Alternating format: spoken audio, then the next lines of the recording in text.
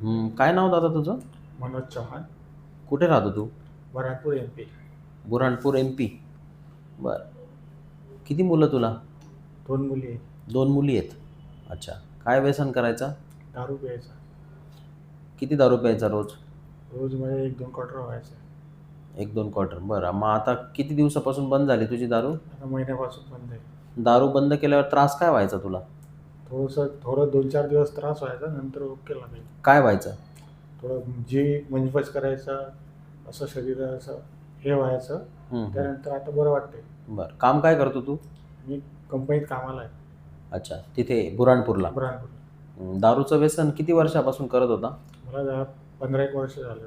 15 वर्ष झाले. आणि काय मिळालं एवढी दारू पिऊन? काय नाही, काहीच नाही मिळालं ना? नुकसानच झालं. नुकसानच झालं. तू स्वतःहून ठरवलं थोडं ठरवलं.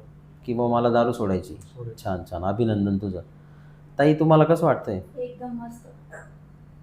काय आहे, दारू पिल्यानंतर काय लक्ष द्यायचं नाही का घरामध्ये? हो. काही लक्ष देत अजिबात लक्ष नाही द्यायचं आणि काही नाही. आता ते एकदम मस्त झालं. लक्ष देत नव्हता हो. अगोदर, आता चांगला लक्ष देतो. हा. पैसे वाचतात. हो. किती पैसे खर्च करायचा दारूमध्ये? काही हिशोब नव्हता. किती हिशोब नाही म्हणजे किती तरी? महिन्याचे किती? 5,000, 10,000, 2-3 हजार, 4 हजार. 2-3 हजार, 4 हजार. आता किती पैसे वाचले एका महिन्यात? वाचले. किती वाचले? 3-4 हजार तो 3-4 वाचून हजार. 3-4. माझ्याकडे खर्च किती लागला? 5,000. आता याच्या पुढे 3 महिन्याचा कोर्स केला तर पुढे आपण 3 वर्ष तुझा ॲश्युरन्स घेत असतो. बरोबर की नाही? हो. चांगले चांगले. ठीक आहे.